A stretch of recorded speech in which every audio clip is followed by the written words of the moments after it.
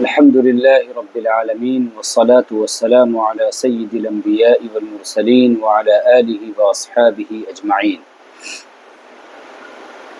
درس عقیدہ طحاویہ کے تیسرے سیشن میں آج ہم سب جمع ہیں۔ کل ہماری گفتگو جب ختم ہوئی تھی وہ عقیدہ نمبر 8 تھا، لا تبلغه الاوہام ولا تدرکه الافہام، اس پر گفتگو ہو چکی ہے۔ اس کے بعد نواں عقیدہ ہے ولا یشبہ الانام، یعنی اللہ تبارک و تعالی مخلوق کی طرح نہیں ہے، کریشن کی طرح نہیں، چونکہ وہ کریٹر ہے، کریشن نہیں ہے۔ تو ظاہر سی بات ہے کہ جب کریشن ایک الگ چیز ہے اور کریٹر اللہ تبارک و تعالیٰ کی ذات ہے، تو کریٹر کریشن کی طرح کیسے ہو سکتا ہے نا؟ اور کسی بھی طرح کی مشابہت نہیں پائی جاتی، نہ ذات میں، نہ صفات میں، نہ اسما میں، نہ افعال میں۔ ٹھیک ہے، چونکہ ذات و صفات و اسما پر تو گفتگو ہم کر چکے ہیں۔ افعال کے حوالے سے ایک پوائنٹ میں یہاں پر دینا چاہتا ہوں، وہ یہ کہ اللہ تبارک و تعالیٰ کے افعال بندوں کے افعال کی طرح نہیں ہیں، بندوں کے ایکشنز کی طرح سے نہیں ہیں۔ کیوں؟ اس لیے کہ بندے اپنے افعال کو انجام دینے کے لیے، اپنے ایکشن کو پرفارم کرنے کے لیے محتاج ہوتے ہیں بہت ساری دوسری چیزوں کے۔ مثلا ہمیں بولنا ہے تو ہم زبان کے محتاج ہیں، ہمیں سننا ہے تو ہم کان کے محتاج ہیں، ہمیں دیکھنا ہے تو ہم آنکھ کے محتاج ہیں، ہے نا؟ تو اللہ تبارک و تعالی سنتا تو ہے لیکن بغیر کان کے، یعنی اس کان کے بغیر۔ اللہ دیکھتا تو ہے لیکن اس آنکھ کے بغیر۔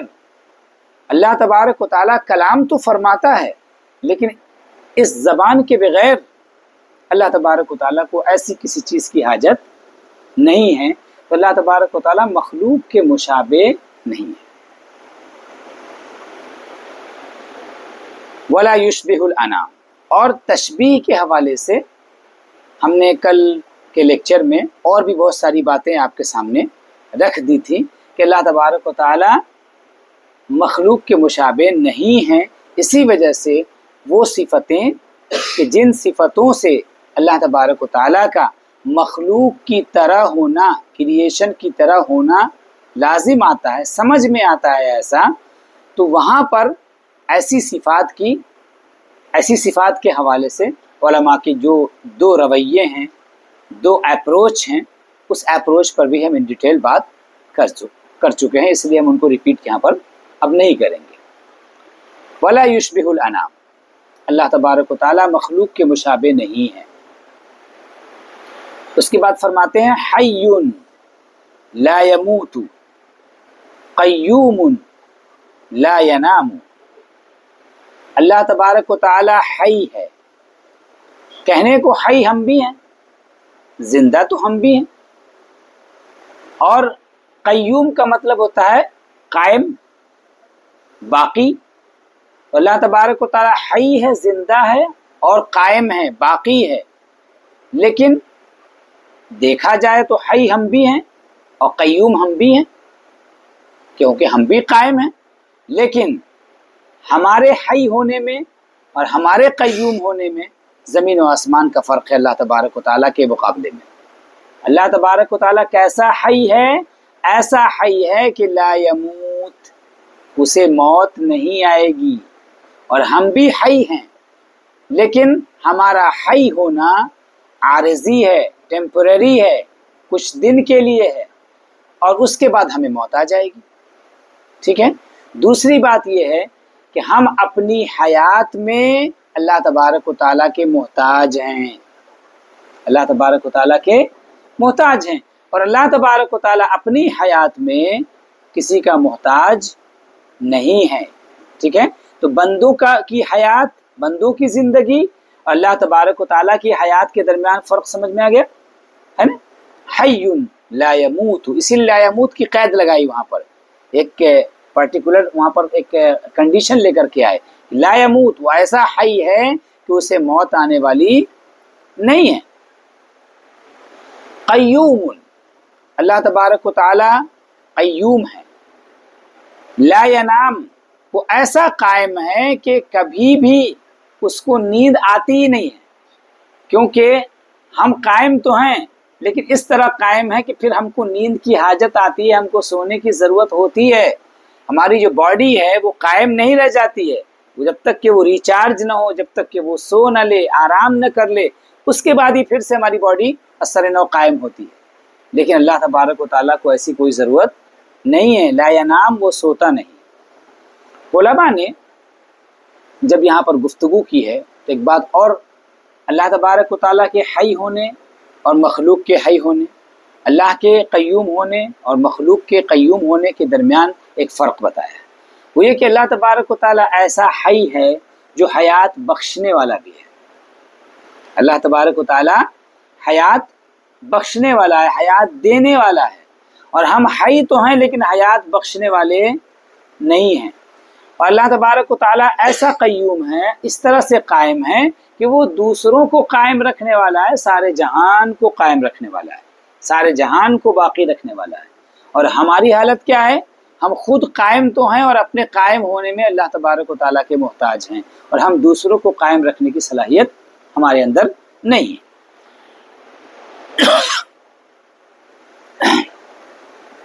خالق بلا حاجت، اس کے بعد فرما رہے ہیں اللہ تبارک و تعالیٰ خالق ہے بغیر کسی حاجت کے، رازق بلا مؤنت، بغیر کسی مشقت اور پریشانی کے اللہ تبارک و تعالیٰ روزی عطا فرمانے والا ہے۔ یہاں پر اللہ تبارک و تعالیٰ کی صفت خالقیت کا ذکر کیا ہے، اللہ کے خالق ہونے کا ذکر کیا ہے، اور اللہ تبارک و تعالیٰ کے رازق ہونے کا ذکر کیا ہے، لیکن دونوں کے ساتھ ایک ایک کنڈیشن لگا دی ہے۔ اللہ تبارک و تعالیٰ خالق تو ہے، لیکن ہم اس دنیا کے اندر بہت ساری چیزیں بناتے ہیں، ہے نا؟ تو جو بناتے ہیں ہمارا بنانا کسی نہ کسی غرض سے ہوتا ہے، ہمارا اس میں کوئی فائدہ ہوتا ہے، کوئی نہ کوئی ایک ٹارگٹ ہوتا ہے، ہمارا کوئی مقصد ہوتا ہے، ٹھیک ہے؟ لیکن اللہ تبارک و تعالیٰ نے جو اس کائنات کو بنایا ہے تو اس کائنات کو بنانے سے اللہ کا کوئی فائدہ نہیں، اس کو کوئی حاجت نہیں ہے کہ اگر وہ مطلب اللہ تبارک و تعالیٰ کائنات کو نہیں بنائے گا تو وہ ایک نہیں رہ جائے گا، ایسا نہیں ہے۔ اللہ تبارک و تعالیٰ کو کسی چیز کی حاجت نہیں ہے۔ اللہ تبارک و تعالیٰ نے اس کائنات کو بنایا تو ہے، لیکن اس کائنات کے بنانے میں، اس کے کریشن میں، اس یونیورس کو کریٹ کرنے میں اس کا کوئی فائدہ، اس کا کوئی بینیفٹ اللہ کی طرف پلٹنے والا نہیں ہے۔ اسی لیے انہوں نے کہا کہ خالقم بلا حاجت، بغیر کسی حاجت کے، رازقم بلا مؤنت، روزی دینے والا ہے بغیر کسی مشقت کے۔ دنیا کے اندر اگر دیکھا جائے تو ماں باپ اپنے بچوں کو روزی پہنچاتے ہیں کہ نہیں؟ پہنچاتے ہیں نا، ٹھیک ہے؟ ماں باپ نہیں ہیں تو سرپرست ہوتے ہیں، گارجینس ہوتے ہیں، گارجین جو ان کے انڈر میں لوگ ہوتے ہیں ان کو روزی پرووائڈ کرتے ہیں، ہے نا، سسٹینس ان کو دیتے ہیں۔ لیکن ہم جو روزی دیتے ہیں تو ہم مشقت کرتے ہیں، ہم محنت کرتے ہیں۔ ظاہر سی بات ہے کہ ایک آدمی جاب کرتا ہے، آفس جاتا ہے، محنت کرتا ہے، دن بھر مزدوری کرتا ہے نا، ڈفرینٹ قسم کے جابس یا کام میں اپنے آپ کو لگاتا ہے، تو مشقت اٹھانے کے بعد تب جا کر کے وہ روزی پرووائڈ کر پاتا ہے۔ لیکن اللہ تبارک و تعالیٰ کے ساتھ یہ مسئلہ نہیں ہے، کیونکہ اگر مشقت ہو تو مشقت کا مطلب یہ کہ اللہ تعالیٰ دوسری چیزوں کا محتاج ہے۔ یہ سمجھ میں آئے گا نا، اگر اللہ کو بھی مشقت ہو تو اس کا مطلب اللہ روزی دینے میں دوسری چیزوں کا محتاج ہے۔ جیسے ہم کو مشقت کیوں ہوتی ہے؟ چونکہ ہم جو روزی کماتے ہیں، روزی حاصل کرتے ہیں اور پھر دوسروں کو روزی پرووائڈ کرتے ہیں، تو ہم چونکہ دوسروں کے محتاج ہیں، ہم گھر میں یوں ہی بیٹھے بیٹھے بغیر کچھ تکلیف اٹھائے روزی نہیں کما سکتے ہیں، ہے نا، کچھ نہ کچھ محنت کرنی پڑے گی، چاہے دماغ ہی کو زور دینا پڑے، جسم کو تھکانا پڑے، لیکن بہرحال تھکانا پڑے گا آپ کو، ٹھیک ہے؟ تو فرماتے ہیں کہ رازقم بلا مؤنۃ، اللہ تبارک و تعالیٰ بغیر کسی مشقت اور بغیر کسی پریشانی کے روزی دینے والا ہے۔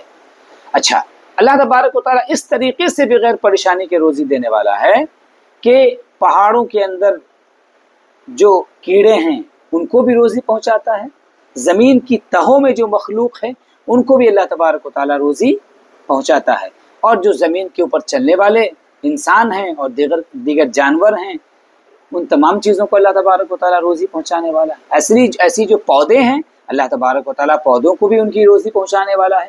سب کی روزی الگ الگ ہے، سب کے سسٹینس کی چیزیں الگ الگ ہیں۔ اس کے بعد فرماتے ہیں کہ ممیت بلا مخافت باعث بلا مشقت، ممیت موت دینے والا، اور باعث یعنی موت کے بعد دوبارہ پیدا کرنے والا، دوبارہ اٹھانے والا ہے نا، ریزرکشن جو کہتے ہیں نا۔ تو ممیت موت دینے والا، اس دنیا کے اندر بہت سارے لوگ اس بات کا دعویٰ کر سکتے ہیں میں بھی موت دیتا ہوں۔ نمرود نے کہا تھا قال انا احیی و امیت، میں بھی تو زندگی اور موت عطا کرتا ہوں، اس میں اللہ ہی کی کیا تخصیص ہے؟ اس نے یہ دعویٰ کیا۔ تو موت دینے والا تو ہے، لیکن اول تو بظاہر موت دینے والا ہے صرف اسباب کے لحاظ سے، ٹھیک ہے کہ بھئی وہ حکم دے دے گا پھانسی دے تو پھانسی ہو جائے گی۔ لیکن ہر آدمی اپنے ڈیسیزنز میں اپنے اوپر والے سے ڈرنے والا ہے۔ ایک آدمی ہے، اس کو اتھارٹی ہے جو پھانسی دینے والا ہے، جب تک کہ اس کو اوپر سے آرڈر نہیں آئے وہ موت نہیں دے سکتا ہے، ٹھیک ہے۔ اچھا، دوسرا یہ کہ وہ موت کا کام صرف انجام دے سکتا ہے، موت تک پہنچانے کا کام انجام دیتا ہے۔ اسی وجہ سے جو پھانسی دی جاتی ہے تو بہت کیئرفلی دی جاتی ہے۔ کبھی کبھی ایسا ہوتا ہے، وہ جو خاص طور سے وہ والا سسٹم جو تھا تو اس میں اس بات کا دھیان رکھا جاتا ہے کہ پراپر تھوڑی دیر تک دیکھا جاتا ہے کہ اس کی موت ہو گئی یا نہیں، ورنہ ایسا نہ ہو کہ پروسیس کمپلیٹ ہو گیا اور آدمی مرا ہی نہیں، ہے نا۔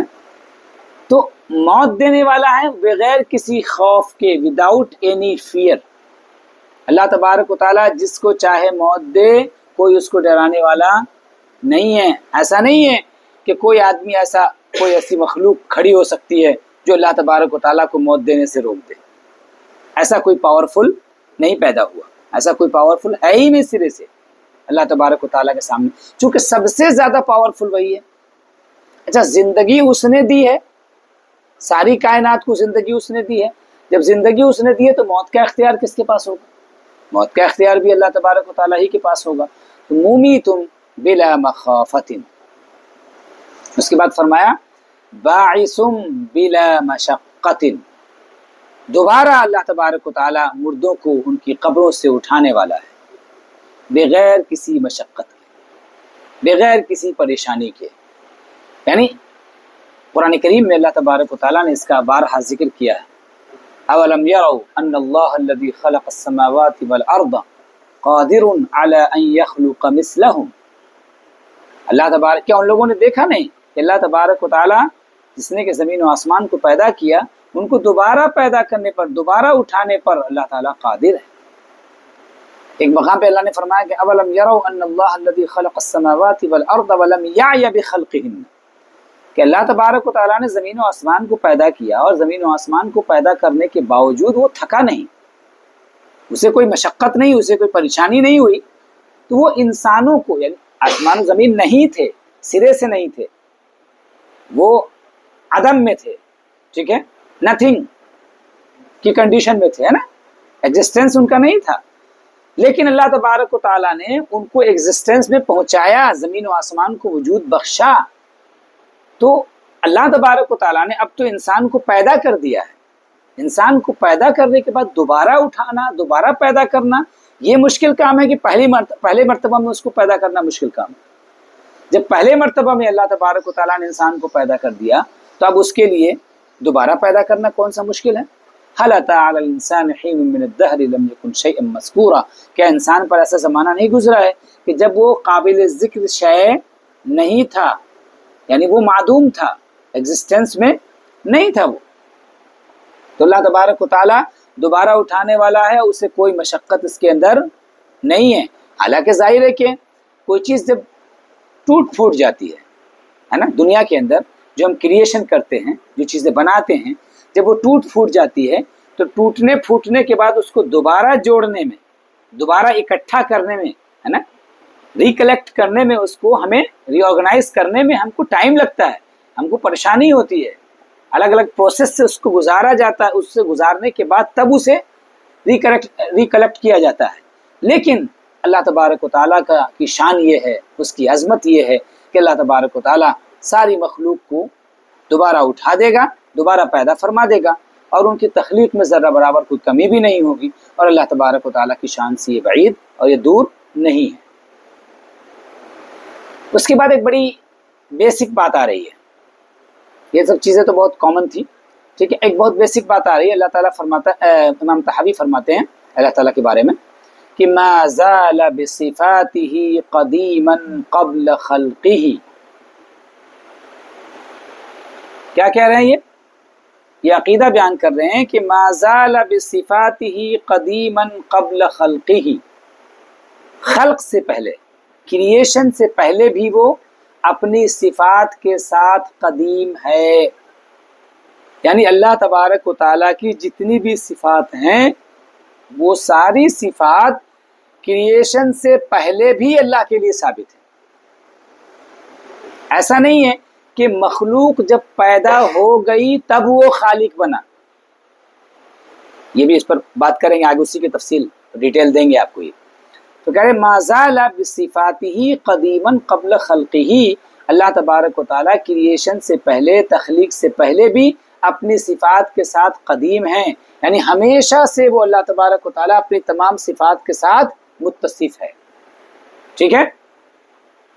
اس کا کوئی ایسا نہیں کہ ہم یہ بتا سکتے ہوں کہ اللہ کی اس صفت کی ابتدا فلاں تاریخ کو ہوئی، فلاں ڈیٹ کو ہوئی، نہیں، وہ قدیم ہے، بلا ابتدائن، بتایا تھا پہلے نا، قدیم بلا ابتدائن، وہ قدیم ہے بغیر کسی ابتدا کے ہے۔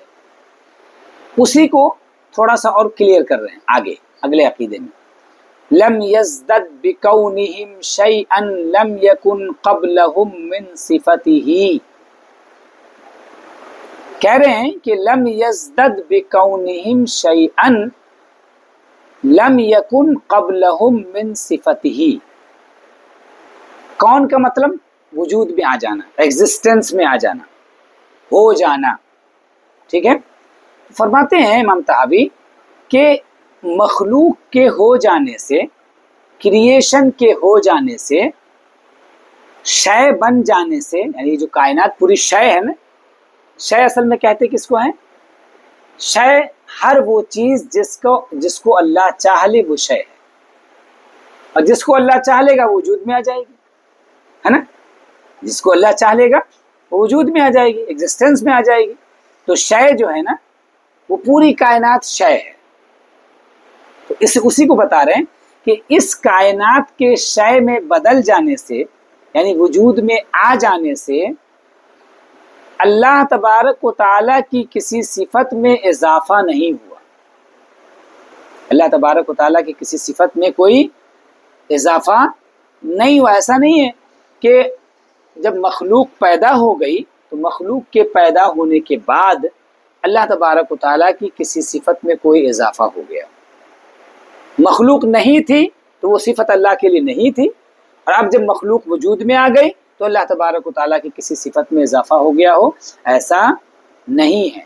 لم یزدد بکونہم شیئا، ان کے یعنی مخلوق کے شے ہو جانے سے، لم یکن قبلہم من صفته، اللہ تبارک و تعالیٰ کی صفت میں اضافہ ایسا نہیں ہوا جو پہلے نہ رہا ہو ان سے، یعنی مخلوق سے پہلے نہ رہی ہو وہ صفت، ایسا کچھ بھی نہیں ہے۔ اسی کو تھوڑا سا اور کلیریفائی کر رہے ہیں، اور امام طحاوی اس کو واضح کر رہے ہیں، فرماتے ہیں کہ وَكَمَا كَانَ، بلکہ ابھی تو یہ بات ہوئی نا، یہ ازلی ہونے کی بات ہوئی، ابھی جو بات ہو رہی تھی اللہ تبارک و تعالیٰ کی صفات کے ازلی ہونے کی، کل میں نے بتایا تھا کہ ازلی کا مطلب یہ ہے کہ لا ابتداء لہ، اس کی کوئی ابتدا نہ ہو، بگننگ نہ ہو کوئی، ٹھیک ہے۔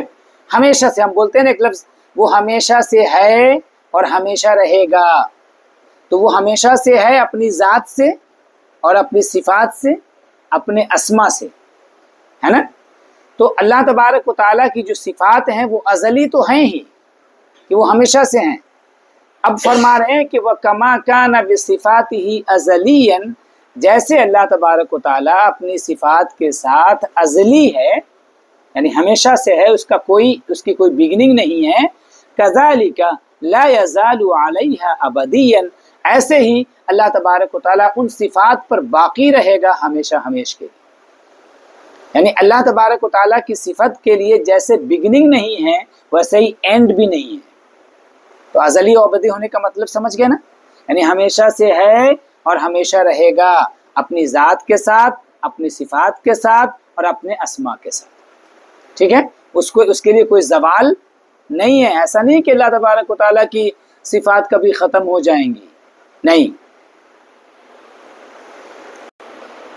جو انہوں نے بتایا نا اوپر میں کہ اللہ تبارک و تعالیٰ اپنی مخلوق کو پیدا کرنے سے پہلے بھی تمام صفات کے ساتھ متصف ہے، یہ بات اوپر میں آئی نا۔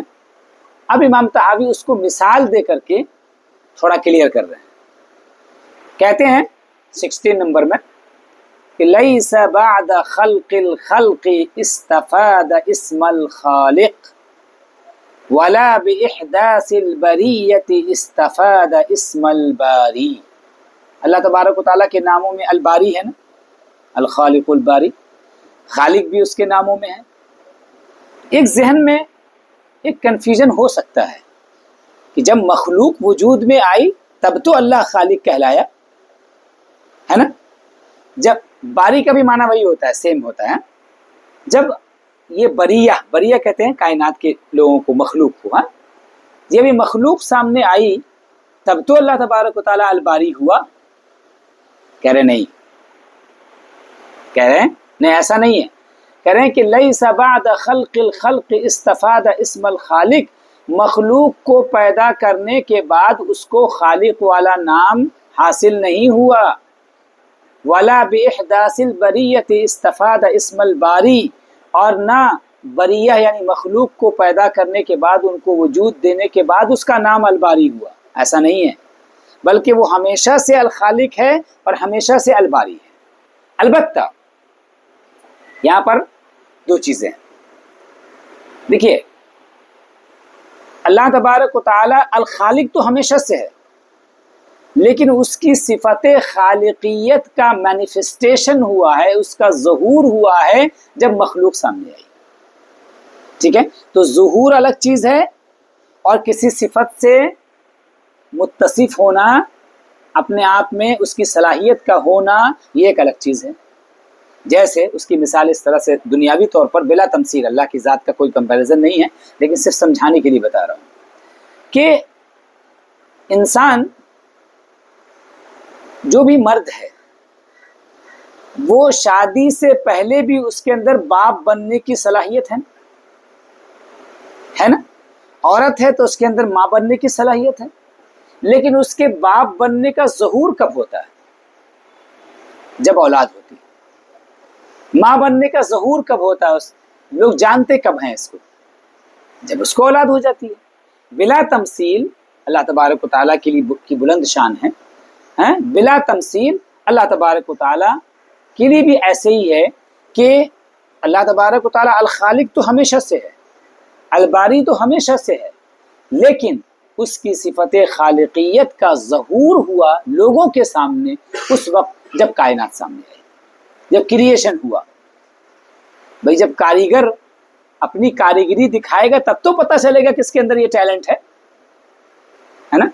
جب اس نے اس کائنات کی صنائی کی، کائنات کو بنایا، طرح طرح کی رنگ برنگی چیزوں کو بنایا، تب لوگوں کو سمجھ میں اچھا اللہ تبارک و تعالیٰ ایسا خالق ہے۔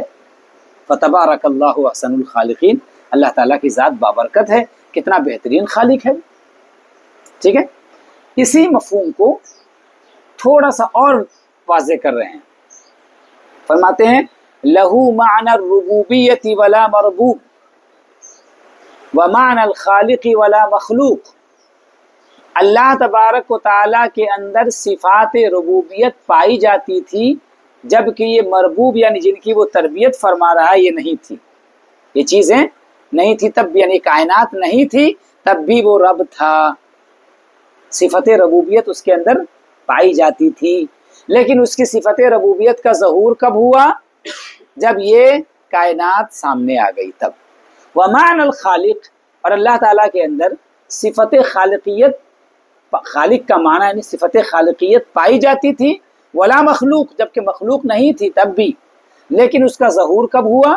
جب یہ کریشن ہو گیا تب۔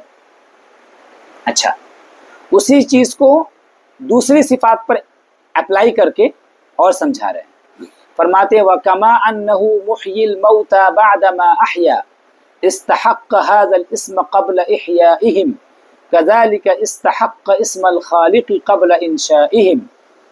فرماتے ہیں کہ جیسے اللہ تبارک و تعالی مردوں کو زندہ فرمانے والا ہے زندہ فرمانے کے بعد، یعنی اللہ تبارک و تعالی مردوں کو زندہ فرمانے والا ہے کہ نہیں؟ تو اللہ تبارک و تعالی کی جو یہ صفت ہے مردوں کو زندہ فرمانا، اس کا ظہور ابھی ہوا ہے؟ حقیقت میں دیکھا جائے تو نہیں ہوا ہے، نہیں ہوا نا بھائی۔ معجزات کی بات الگ ہے کہ کبھی کسی ولی کے ہاتھ سے کسی کا اس طرح کے افعال کا یا انبیاء کے ہاتھ سے اس طرح کی چیزوں کا ظہور ہو گیا، وہ ایک الگ چیز ہے، لیکن جنرلی ابھی اللہ تبارک و تعالیٰ کی صفت کا ظہور نہیں ہوا۔ اس صفت کا ظہور کل قیامت کے دن ہوگا، ہے نا؟ تو جیسے اللہ تبارک و تعالیٰ مردوں کو زندہ فرمانے والا ہے، جب وہ مردوں کو زندہ کر دے گا تب، ہے نا، یعنی اس کا ظہور تب ہوگا، اسی طریقے سے اللہ تبارک و تعالیٰ مردوں کو زندہ کرنے سے پہلے بھی اس نام کا مستحق ہے، یعنی یہ نام اس کے شایان شان ہے کیونکہ یہ صفت اس کے اندر پائی جاتی ہے، ٹھیک ہے، یہ ایٹریبیوٹ اس کے اندر پایا جاتا ہے۔ ایسے ہی فرماتے ہیں کہ اللہ تبارک و تعالیٰ مخلوق کو وجود دینے سے پہلے بھی اس میں خالق کا مستحق ہے، جو خالق جو اللہ کی صفت ہے، اللہ کا نام ہے، اس نام کا وہ مستحق پہلے بھی ہے۔ ایسا نہیں کہ ان کو وجود بخشنے کے بعد اس کا مستحق ہوا، ہاں اس کا ظہور بعد میں ہوا۔ تو اس کے بعد فرماتے ہیں کہ اس کا یہ جو ہم نے بات کہی ہے نا، اس کا بیس کیا ہے؟ اس کا بیس بتاتے ہیں، کہتے ہیں ذَلِكَ بِأَنَّهُ عَلَى كُلِّ شَيْءٍ قَدِيرٌ، اس لیے کہ اللہ تعالیٰ ہر شے پہ قادر ہے، یعنی صفت قدرت اس کے اندر موجود ہے نا۔ جب صفت قدرت موجود ہے تو اسی صفت قدرت کا ظہور خالقیت کی شکل میں بھی ہوتا ہے، تو وہ تخلیق فرماتا ہے، قدرت سے ہی تو تخلیق ہوتی ہے۔ جب کیپیبلٹی ہی نہیں ہوگی تو تخلیق کیسے کریں گے، کریشن کیسے کریں گے؟ آپ کے اندر کیپیبلٹی ہی نہیں ہوگی تو آپ مردوں کو زندہ کیسے کریں گے؟ آپ کے اندر کیپیبلٹی نہیں ہوگی تو آپ مخلوق کو، اس کائنات کو، یونیورس کو کریٹ کیسے کریں گے؟ ذَلِكَ بِأَنَّهُ عَلَى كُلِّ شَيْءٍ قَدِيرٌ، کیونکہ اللہ تبارک و تعالی ہر شے پر قادر ہے، یعنی جس چیز کو وہ چاہ لیتا ہے وہ شے وجود میں آ جاتی ہے۔ انما امره اذا اراد شيئا ان يقول له كن فيكون، انما امره، اللہ کی شان کیا ہے کہ جب وہ چاہتا ہے کسی چیز کے لیے کہ وہ وجود میں آ جائے، ایگزسٹنس میں آ جائے، تو اس شے کو کہتا ہے کہ ہو جا، ٹھیک ہے، تو وہ شے ہو جاتی ہے، یعنی اللہ کا چاہنا اس شے کا وجود میں آنا، اللہ نے چاہا کہ ہو جائے تو ہو گئی، ٹھیک ہے۔ وَكُلُّ شَيْءٍ إِلَيْهِ فَقِيرٌ، اور ہر شے اللہ کی محتاج ہے۔ وہ کسی کا محتاج؟ اللہ الصمد، الصمد کا یہی معنی ہوتا ہے، قُلْ هُوَ اللَّهُ أَحَدٌ، اللہ ایک ہے ہر اینگل سے، ذات، صفات، اسماء، افعال، جتنے بھی اینگل پیدا ہو سکتے ہیں، ٹھیک ہے، ہر اینگل سے۔ اور اللہ الصمد ہم ترجمہ کیا کرتے ہیں؟ اللہ بے نیاز ہے۔ بے نیاز کا نیاز کیا چیز ہے؟ نیاز کہتے ہیں حاجت کو، نیاز کہتے ہیں ضرورت کو۔ اللہ بے نیاز ہے، یعنی اللہ تبارک و تعالیٰ کو کسی کی ضرورت، نہ آپ کی ضرورت ہے، نہ آپ کی عبادت کی ضرورت ہے، نہ آپ کی حمد و ثنا کی ضرورت ہے، نہ آپ کے ذکر کی ضرورت ہے۔ اللہ تبارک و تعالیٰ کسی چیز کی حاجت اسے نہیں ہے۔ وَكُلُّ أَمْرٍ عَلَيْهِ، اور ہم سب کو اللہ کی حاجت ہے۔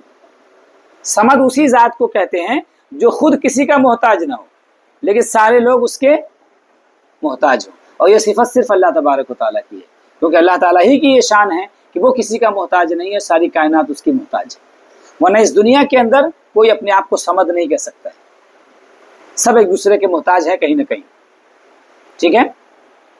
وَكُلُّ أَمْرٍ عَلَيْهِ يَسِيرٌ، اور ہر چیز، ہر کام اللہ کے لیے آسان ہے۔ آسان کیوں ہے؟ چونکہ وہ اسباب کا محتاج نہیں ہے۔ اللہ تبارک و تعالیٰ اسباب کا محتاج نہیں، ہم اسباب کے محتاج ہیں۔ اسباب جب ہوں گے، ریسورسز ہوں گے، جن چیزوں سے کوئی بھی چیز وجود میں آتی ہے، ایگزسٹنس میں آتی ہے، وہ چیز پائی جائے گی، اس کے میٹیریلز پائے جائیں گے، اس کے انگریڈینٹس پائے جائیں گے، تب جا کے وہ چیز پائی جائے گی۔ لیکن اللہ تبارک و تعالیٰ کی شان ایسی نہیں ہے، وہ ان تمام حاجتوں سے پاک ہے۔ وَكُلُّ أَمْرٍ عَلَيْهِ يَسِيرٌ، ہر کام اللہ کے لیے آسان ہے۔ لَا يَحْتَاجُ إِلَى شَيْءٍ، اب خلاصہ کر رہے ہیں، وہ کسی کا محتاج نہیں ہے، وہ کسی کا محتاج نہیں ہے۔ اگرچہ اللہ تبارک و تعالیٰ نے چیزوں کو وجود دینے کے لیے، کریٹ کرنے کے لیے، ایگزسٹنس میں لانے کے لیے، اللہ تعالیٰ کی سنت یہ ہے کہ اس نے چیزوں کو اسباب کے ساتھ جوڑا ہے، ریسورسز کے ساتھ جوڑا ہے، لیکن اس کا مطلب یہ نہیں ہے کہ اللہ تبارک و تعالیٰ ان کا محتاج ہو گیا ہے۔ اسی لیے یہاں پر ایک بات میں کر دیتا ہوں، دو چیزیں ہیں، ایک ہے اللہ تعالیٰ کی سنت اور ایک ہے اللہ تبارک و تعالیٰ کی قدرت، یعنی قدرت خالصہ، قدرت محضہ، خالص پیور قدرت۔ بس سنت کے پردے میں ہمیشہ اللہ تعالیٰ کی قدرت کا ظہور ہوتا ہے، سنت کے پردے میں ہمیشہ اللہ تعالیٰ کی قدرت کا ظہور ہوتا ہے۔ اس نے کائنات کا نظام جو بنایا ہے، سسٹم جو بنایا ہے، سسٹم ایسا بنایا ہے کہ چیزوں کو جوڑا ہے، اور انسانوں کو یہ حکم دیا ہے کہ وہ چیزیں چاہیے تو اسی سنت کے مطابق آگے بڑھو۔ آپ کو بھوک لگی ہے، جن چیزوں سے بھوک مٹتی ہے ان کے قریب جائیے، ان کو استعمال کیجئے، بھوک آپ کی مٹ جائے گی۔ آپ کو پیاس لگی ہے، آپ پانی کے قریب جائیے یا پینے والی چیزوں کے قریب جائیے، آپ کی پیاس مٹ جائے گی۔ تو پانی کے پردے میں پیاس بجھانے والا اللہ ہے، کھانے کے پردے میں بھوک مٹانے والا اللہ ہے۔ اگرچہ اس نے ہم انسانوں کی آسانی کے لیے ہم کو اسباب سے جوڑ دیا ہے کہ ہم کو بھوک لگے تو ہم جائیں کہاں، تو اللہ نے بتایا کہ یہ چیزیں بھوک مٹانے والی ہیں، ان کے قریب چلے جائیں، ٹھیک ہے۔ تو گویا اللہ تبارک و تعالیٰ نے اپنی قدرت کے اظہار کے لیے ایک پردہ بنایا، اللہ تعالیٰ نے اپنی قدرت کے اظہار کے لیے کیا بنایا؟ ایک پردہ بنایا، اور اس پردے کے قریب ہم کو آنے کا اس نے حکم دیا، ٹھیک ہے۔ تو ہمیشہ سنت کے پردے میں اللہ کی قدرت کا ظہور تو ہوتا ہی ہے، لیکن اور نظام جو کائنات کا چلتا ہے وہ سنت کے مطابق ہی چلتا ہے، لیکن جب پیور اللہ تبارک و تعالیٰ کی قدرت کا اظہار ہوتا ہے نا، تو وہاں پر اسباب نہیں ہوتے ہیں، وہاں پر اسباب نہیں ہوتے۔ جیسے اللہ تبارک و تعالیٰ اس بات پر قادر ہے کہ آپ کچھ نہ کھائیں اور آپ کا پیٹ بھر دے، آپ کچھ نہ پئیں اور اللہ تبارک و تعالیٰ آپ کی پیاس بجھا دے۔ بہت سارے بزرگان دین کے ساتھ اس طرح کے واقعات پیش ہیں کہ اللہ تبارک و تعالیٰ، وہ پیاسے تھے، اسباب کچھ بھی نہیں تھا ان کے پاس، بھوکے تھے، اسباب کچھ بھی نہیں تھا کھانے کا، بھوک لگی تھی، لیکن اللہ تبارک و تعالیٰ سے جب انہوں نے دعا کی تو اللہ تعالیٰ نے ایسی رحمت نازل فرمائی ان پر کہ ان کی بھوک ہی ختم ہو گئی، بھوک مٹ گئی۔ پیاس لگی تھی، اللہ تبارک و تعالیٰ نے ایسا فضل فرمایا کہ بغیر کسی سبب کے ان کی پیاس ختم ہو گئی۔ لیکن یہ جو میریکلز ہیں، معجزات ہیں یا کرامتیں ہیں، یہ کرامتیں جو ہوتی ہیں نا، یہ ان کے پردے میں خالص اللہ تعالیٰ کی قدرت کا ظہور ہوتا ہے۔ چونکہ اب جیسے اللہ تبارک و تعالیٰ نے حضرت آدم علیہ السلام کو پیدا فرمایا، بغیر ماں باپ کے پیدا کیے، اللہ تعالیٰ کی قدرت کا ظہور ہے، اس نے مٹی سے انسان بنا دیا ہے نا۔ اچھا، حضرت عیسیٰ علیہ السلام کی پیدائش کو دیکھ لیجیے، حضرت عیسیٰ علیہ السلام کو بغیر باپ کے اللہ تعالیٰ نے پیدا فرما دیا، ٹھیک ہے۔ یہ خالص اللہ تعالیٰ کی قدرت کا ظہور ہے، خالص اللہ تعالیٰ کی قدرت کا ظہور ہے۔ ایک انسان یہاں پر ہے اور اچانک بہت دور جگہ پہنچ گیا، یہ خالص اللہ تبارک و تعالیٰ کی قدرت کا ظہور ہوگا۔ تو کرامتیں جو ہوتی ہیں نا، جن کو ہم کہتے ہیں خارق عادت، کرامتوں کو، کرامت یا معجزات وغیرہ جو ہوتے ہیں، ان کو خارق عادت کہا جاتا ہے، خارق اسباب نہیں کہا جاتا ہے۔ یہاں پر ایک پوائنٹ اور میں ڈسکس کر رہا ہوں، خارق عادت الگ چیز ہے، خارق اسباب الگ چیز ہے۔ خارق عادت کا مطلب یعنی ہمارے تجربے کے مطابق جو چیزیں سبب ہیں کسی چیز کا، اس کے خلاف ہوتا ہے۔ ہم ڈائریکٹ یہ نہیں کہہ سکتے کہ وہ خارق اسباب ہے، یعنی بغیر سبب کے اللہ نے پیدا کیا، کیونکہ ہو سکتا ہے کہ اللہ تعالیٰ نے ایسا کوئی سبب بنایا ہے اس کے لیے جس کو ہم ابھی سبب جانتے ہی نہیں، ابھی ہمارا نالج ہی وہاں تک نہیں پہنچا کہ اللہ مطلب اس سے بھی یہ چیز ہو سکتی ہے، ابھی ہماری انفارمیشن ہی وہاں تک نہیں پہنچی ہے، سائنس ہی ہماری وہاں تک نہیں پہنچی ہے۔ تو اسی لیے علماء نے کہا ہے کہ میریکلز جو ہوتے ہیں، معجزات و کرامات جو ہوتے ہیں، ان کو خارق عادت کہنا چاہیے، خارق اسباب نہیں کہنا چاہیے، یعنی عادت کے خلاف ہے وہ۔ ہم یہ جانتے ہیں کہ بھوک مٹتی ہے کس سے؟ روٹی سے، کھانے پینے والی چیزوں سے۔ ہو سکتا ہے کہ اللہ تعالیٰ کی ایسی کوئی چیز ہو کہ جو کھانے پینے کے علاوہ بھی اس سے ہی بھوک مٹ جاتی ہے، ابھی ہم نہیں جانتے اس کو۔